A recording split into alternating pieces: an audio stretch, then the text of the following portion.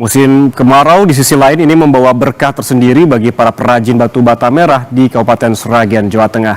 Jika biasanya hanya 10.000 batu bata merah dicetak, musim kemarau ini 20.000 batu bata merah dapat dicetak atau naik 100%.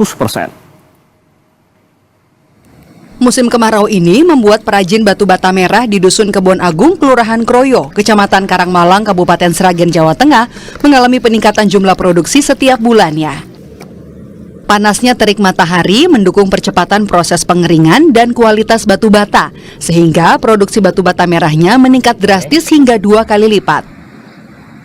Jika pada musim penghujan, proses pengeringan batu bata merah membutuhkan waktu hingga 15 hari, sedangkan pada musim kemarau ini, proses pengeringan batu bata hanya membutuhkan waktu seminggu saja.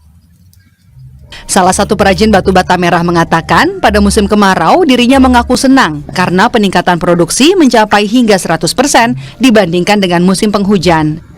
Jika pada musim penghujan dalam kurun waktu 1 bulan ia hanya mampu mencetak 10.000 batu bata merah.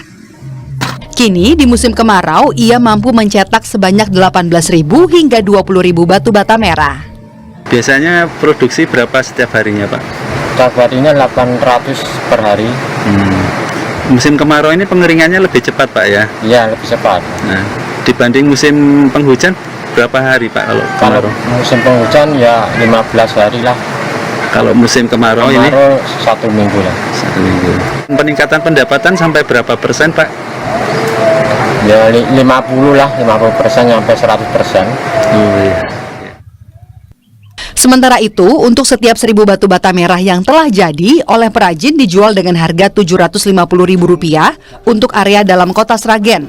Sedangkan untuk pembeli dari luar wilayah seperti Soloraya, 1.000 batu bata merah dijual Rp850.000. Nugroho Yuliawan, Kompas TV, Sragen, Jawa Tengah.